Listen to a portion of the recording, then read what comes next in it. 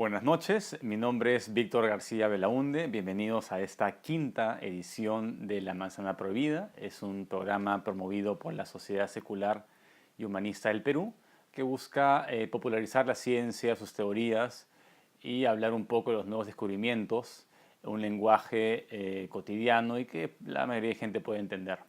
En este caso vamos a hablar sobre el átomo, sobre de qué están en realidad hechas las cosas, y cómo sabemos si el modelo atómico es confiable o no. Esta idea del átomo viene por lo menos desde Demócrito hace 2500 años, ¿no? Él pensaba que si uno partía un objeto lo suficientemente, llegaría a un punto, llegaría a una materia dura, indivisible, ¿no? Que la llamó átomo, ¿no? Y esto, claro, esto en contra de lo que decían los aristotélicos, los platónicos, que los elementos se podían dividir infinitamente, ¿no? Que no había un parar de dividir.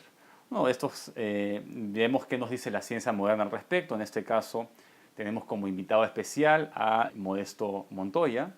Él es físico, es profesor principal de la Facultad de Ciencias de la UNI, investigador de gran nivel profesional en IPEN, que es el Instituto Peruano de Energía Nuclear, miembro de la Academia Nacional de Ciencias del Perú, presidente de la Academia Nuclear del Perú, editor de la revista del Encuentro Científico Internacional y coordinador de la misma. Buenas noches, Modesto, ¿cómo has estado? ¿Cómo estás? Gracias por la invitación. De nada, estamos acá para responder estas grandes preguntas, ¿no?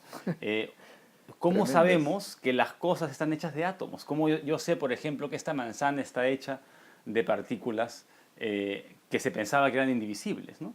Bueno, el primero que observa eso, pues, es Thomson, que detecta los electrones, son particulitas pequeñísimas y que se pueden ver en los famosos tubos de rayos catódicos, ese tubo que servía para los antiguos televisores. Hay un rayo de electrones que chocan contra la pantalla.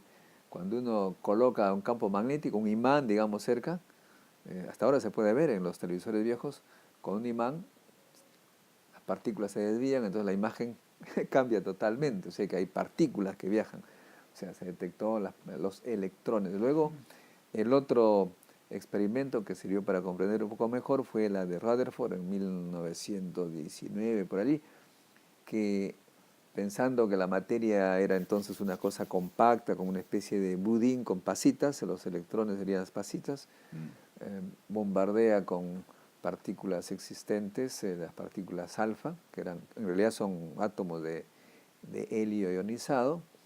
Él pensaba que estas partículas iban a pasar, como pasa pues en el budín, algunas ya cansadas, digamos, al final, ¿no? ¿Y cuál fue su sorpresa?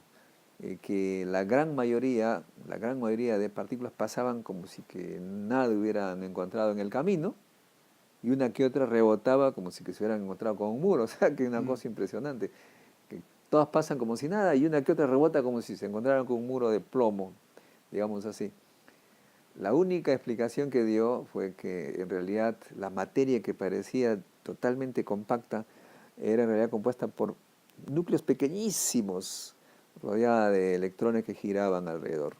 Los núcleos cargados positivamente y los electrones que giraban eran negativos, ¿no? La atracción de Coulomb, o sea, la atracción coulombiana positiva y negativa, hacía que giraran como un sistema planetario solar. Es así como se llega a la idea de que la materia está constituida de estos átomos planetarios, digamos. Interesante. Entonces, hay un problema, bueno, por lo menos para el sentido común, ¿no? La mayoría de gente considera que los objetos son sólidos, ¿no? Y son sólidos porque uno los puede penetrar, ¿no? Claro, Entonces, si es que el átomo o las cosas están compuestas básicamente de vacío, ¿cómo se explica que uno no pueda penetrar los objetos?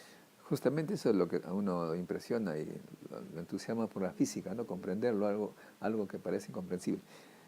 Si yo atravieso mi mano, no habría ningún problema porque mi mano es vacía prácticamente y esta parte de la silla igual, no habría ningún problema, salvo que hay una fuerza que lo repele, que es la fuerza electrostática, ¿no? Hay una fuerza electrostática que no permite que ingrese. O sea, a pesar que es casi vacío, las pequeñísimas partículas que existen tienen una fuerza de repulsión contra uno. Entonces los electrones se estarían repeliendo a unos a otros. Los electrones y también los protones, o sea, claro, se repelen, ¿no? Ustedes saben que cargas iguales se repelen, como que si en la superficie hay electrones y en esta superficie también hay electrones, por lo menos estos se repelen, ¿no? Es igual como ustedes pueden encontrar si frotan, un experimento interesante, si ustedes frotan dos sorbetes de plástico con un tejido de lana y lo cuelgan así con hilos, estos se van a repeler si lo frotan los dos, porque los dos están cargados igual. O sea, hay repulsión. Claro, la estática, ¿no? Por eso que se para el pelo, ¿no? Cada pelo se está repeliendo de los demás y por eso que se infla así, ¿no? Así es, entonces se repele, pues no pasa. O sea, interesante.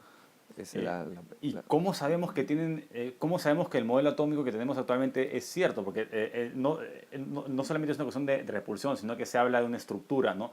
Que el núcleo está compuesto de protones y neutrones y a su vez esos están compuestos de quarks. Entonces, ¿cómo sabemos eso, no? En primer lugar, el experimento de Rutherford le hizo pensar que había un núcleo en el centro positivo y electrones que giraban. El gran problema era que una carga que gira, la física clásica va perdiendo energía, o sea que va en espiral y se hunde en el núcleo. Vemos que eso no se sostenía. Fue Niels Bohr que dijo, bueno, para que esto sea cierto, no puede haber emisión de radiación en forma continua, sino que tiene que ser por salto, y solamente si hay una diferencia de energía.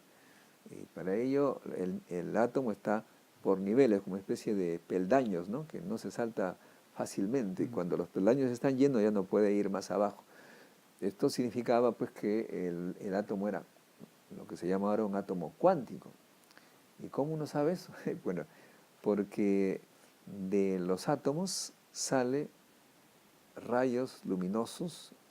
Cuando se hace incidir luz, sale rayos luminosos con colores muy, muy determinados. Cada átomo tiene colores bien definidos que salen, de colores que permiten identificar. Por ejemplo, uno puede mirar con un telescopio una estrella y por los colores, que son discretos, ¿no? Rayitas de colores, uno deduce de qué átomos está compuesto, porque cada átomo tiene su energía. O sea que lo único que uno detecta es energía, no ha visto el átomo. Y es a partir de las energías luminosas que uno detecta, que deduce la manera como tendría que estar el átomo, pero nadie ha visto un átomo. Entonces cada átomo tiene su identidad de acuerdo a la cantidad de energía que emite, Niveles, ¿no? a los niveles de energía. Y los niveles de energía se deducen por los rayos luminosos que salen y que salen con determinada energía. Interesante. Claro, porque justo eso le preguntan a muchos profesores de ciencia, ¿no? No se puede ver el átomo con un microscopio, nadie ha visto un átomo, entonces... Bueno, lo que ha visto, y esto es un peruano, valga la pena decir, ¿no? Que Fernando Ponce, que además colega mío de clase, él fue el primer científico que vio esferitas, esferitas que están bien distribuidas en la superficie de un metal, digamos, bien ordenaditas, ¿no? Como esferitas ordenadas. Nada más, pues, pero ya los miró a los átomos, ya los vio en un microscopio electrónico, pero al interior, en el protón y que están haciendo tal cosa, eso no se ha visto. ¿Cómo sabemos que el núcleo está compuesto de quarks, ¿no? ¿Qué pasa dentro del núcleo? ¿Cómo aparece este modelo para explicar los quarks? Una vez que se descubrió, se teorizó que había un núcleo positivo, pues se hizo una serie de experimentos chocando partículas contra átomos, contra sustancia, contra laminita, digamos así. Yeah. Y bueno, al chocar, James Chadwick, por ejemplo, notaba que faltaba algo. Después del choque desaparecía algo, ¿no? Una cosa pequeña. Pero la más importante era como la masa del hidrógeno. Para hacerlo breve, hizo la hipótesis de la existencia del neutrón, que es una partícula similar al protón, pero sin masa. De modo que el núcleo resultó ser finalmente compuesto de protones y neutrones. El número de protones te da la característica del elemento. El hidrógeno tiene un protón, el oxígeno pues 8 protones, ¿no? Carbono 6, etc. Y los científicos comenzaron a hacer choques de núcleos contra núcleos. Lo curioso es que cuando llegaban a altas energías de choque salían partículas desconocidas. Entonces se llegó a la conclusión de que el núcleo está compuesto de protones y neutrones, pero estos protones y neutrones están compuestos de otras partículas que finalmente resultaron ser los quarks. Y bueno, ahora sabemos que hay una serie de otras partículas e incluso algunas que todavía no se pueden detectar, que existen, se sabe que existen, pero no se sabe qué cosa es. Y por supuesto también hay que decir que la materia y la energía que aparece es totalmente convertible, la masa se convierte en energía, la energía se convierte en masa, pero hasta ahora hay parte de partículas y parte de tipo de energías que es desconocido. Estamos realmente como si que recién se comenzara a estudiar. No, es interesante, ¿no? Cuando comenzaron esos experimentos se catalogaban todas estas partículas y se armó el zoológico Lo que se llama la teoría de estándar, ¿no? partículas, De ¿no? quarks, leptones, que bueno, es más complicado de explicar, pero lo importante es que es producto de choques a altas energías que pulverizaban, digamos así, las ya existentes. Entonces, al principio se pensaba que el átomo era indivisible, después se descubre que sí, se puede dividir. Que había un núcleo y electrones y que ahora que el núcleo está compuesto por protones y neutrones, y luego que los protones y neutrones están compuestos de quarks y además que salían por combinación de los quarks y los leptones, otras partículas, daba un zoológico tremendo, o sea, el rompecabezas de la naturaleza más básica se llama ahora pues la teoría estándar, ¿no? O el modelo estándar. Entonces, se sabe que ahora el átomo se puede dividir y, y también se pueden juntar átomos más livianos para formar átomos más pesados, ¿no? Entonces, hay dos conceptos interesantes que yo quisiera que quede claro para las personas que nos escuchan. El de fusión y fisión nuclear. Hasta donde tengo entendido, la fusión junta elementos más livianos para generar elementos más pesados, como hace el Sol, por ejemplo, ¿no? Fusiona hidrógeno en helio, ¿no? Y se libera energía. Y la fisión es cuando se rompen átomos más pesados y se crean átomos más livianos y también se libera mucha energía, como en el caso de la bomba atómica, ¿no? No sé si puedes explicar. Mira, para comprenderlo a lo mejor, imaginemos una gota de agua. Si tú con así pipero, como pequeñas cosas que tú los juntas, gotitas pequeñas se juntan. Y puedes incluso hacer gotas más grandes, si dejas caer gotita sobre gotita y se hace más grande, ¿no? Entonces ahí estamos hablando de fusión. Pero ya cuando la gota es demasiado grande, la fuerza de repulsión electrostática hace que la gota reviente. Esa es fisión, perdón. O sea que las gotas pequeñitas fusionan y la gota enorme fisiona. Y como tú señalas, la fusión da energía, es el Sol, por eso tenemos tanta energía, pero la fisión también da energía y es la energía que tiene la bomba atómica y la energía eléctrica cuando ésta es controlada en un reactor nuclear. Hay muchos prejuicios en torno a esto de dividir el átomo, ¿no? En el acelerador de partículas en Ginebra, por ejemplo, salió una vez un comunicado diciendo que iban a crear micro agujeros negros y la gente salió preocupada diciendo, oye, no, un agujero negro no puede tragar la Tierra entera, ¿no? ¿Es eso cierto? ¿Podría un agujero negro, un No, micro agujero negro? como la gente mismo pensaba, era un micro agujero negro. O sea, una cosa más que microscópica, pues en la dimensión de 10 a la menos 17, 18 metros. O sea, un metro y entre uno con 18 ceros, una cosa así. No tiene ningún significado para nuestra... Es como si que hubiera una dinamita aquí en la Tierra y estaríamos pensando que va a ser el fin del universo. O sea, son cosas pequeñísimas en una región pequeñísima, infinitesimal, que no tienen ningún significado para nosotros, ¿no? Y sobre el tema de energía nuclear, también hay muchos prejuicios en torno al tema de la energía nuclear. Hubo toda una campaña de desprestigio en los 60s. No, pero es un temor histórico. Tú sabes que en la Guerra Fría la Unión Soviética apuntaba a Alemania miles de cabezas nucleares y Alemania apuntaba a la Unión Soviética y se sabía que si la guerra comenzaba, el primer país que iba a desaparecer era Alemania, por eso que los alemanes no querían saber nada con el tema nuclear, hasta ahora se les ha quedado.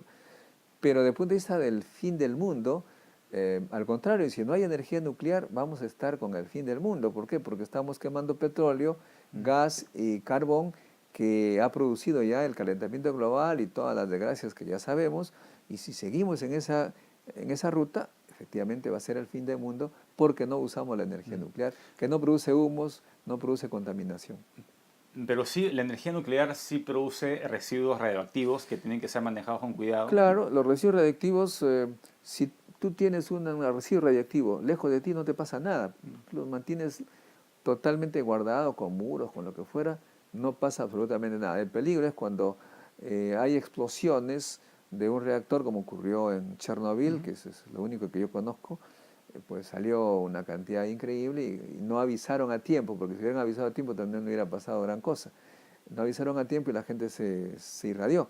Pero en Fukushima, por ejemplo, que hubo algo similar, pero por un tsunami, se avisó a tiempo, la gente salió y nadie le pasó nada. De modo que la energía nuclear es la más segura por lo que ha sucedido en la historia, ¿no? ¿Y qué proyectos hay en el Perú con respecto a la energía nuclear? ¿Hay un centro de energía Nosotros nuclear? no generamos energía nuclear. Dijimos que los núcleos están compuestos de protones y neutrones. Los neutrones tienen una característica muy especial que te permiten, por ser neutro, ingresar por todo lado, digamos así, y eso nos da información de la materia y nos permite estudiar la propiedad de los materiales para producir nuevos materiales, superconductores y semiconductores, etcétera, que están revolucionando la tecnología y pues nos permiten, al contrario del Perú, pensar en la exportación no de minerales, sino de nuevos materiales basados en estos minerales. Entonces es un centro de investigación, pero no, Así es. no, No produce energía ni para alumbrar un foquito. Interesante. Cosa que no es menos. Yo siempre digo que un reactor que genera energía es toda una tecnología para calentar agua o un líquido que hace girar una turbina. Es un calentador. En cambio, un reactor de investigación tiene que haber rayos electrónicos muy bien confinados y aparatos para estudiar la materia, es decir, para comprender el universo. Entre calentar agua y comprender la materia y el universo, obviamente yo prefiero lo segundo, ¿no? Excelente. Y una última pregunta. Estuvimos hablando cuando fui al IPEN sobre un trabajo que estabas realizando, una investigación sobre, ¿no? Fusión fría. Fusión fría. Sí, bueno, yo tengo una excelente noticia para mi IVA, obviamente, y para el IPEN. Es que el 29 de julio aceptaron un trabajo de nuestras tesis de la fisión fría, es decir, estudiando con detalle, usando los neutrones y el reactor nuclear más grande del mundo, porque no lo pudimos hacer acá, hemos descubierto que ciertas propiedades de los fragmentos que adquieren la mayor energía cinética, cuando adquieren la mayor energía cinética salen fríos, porque los más lentos es porque parte de la energía la han utilizado en calentarse. Imagínate, hay una energía disponible, si es que esa energía disponible para calentar al núcleo, pues sale cansado, porque está caliente pero cansado. Mientras que si toda esa energía se usa para que tenga movimiento, energía cinética, ese llega a lo máximo. Y hay una serie de propiedades que nosotros hemos podido deducir y se ha demostrado experimentalmente por muchos equipos que finalmente han tenido que aceptar nuestras tesis de interpretación de estos fenómenos. Excelente. Bueno, muchas gracias por aceptar la invitación. Espero que te podamos tener acá nuevamente en la Manzana Prohibida. Encantado, y los invito siempre al Encuentro Científico Internacional que se da 2 veces al año y que congrega a gente como tú también, que de toda la disciplina, ¿no es cierto? Ciencias humanas, ciencias las duras, las naturales, etcétera, para que el Perú ingrese a la era del conocimiento, a la era de la ciencia. Muy importante, ¿no? Divulgar la ciencia, hacer que la gente entienda más de ciencia, romper estos prejuicios, por ejemplo, en el caso de energía nuclear, es una energía limpia, si se trata bien. Soy Víctor García Belaúnde, este fue una edición más de La Manzana Prohibida y nos vemos el siguiente martes a las 9.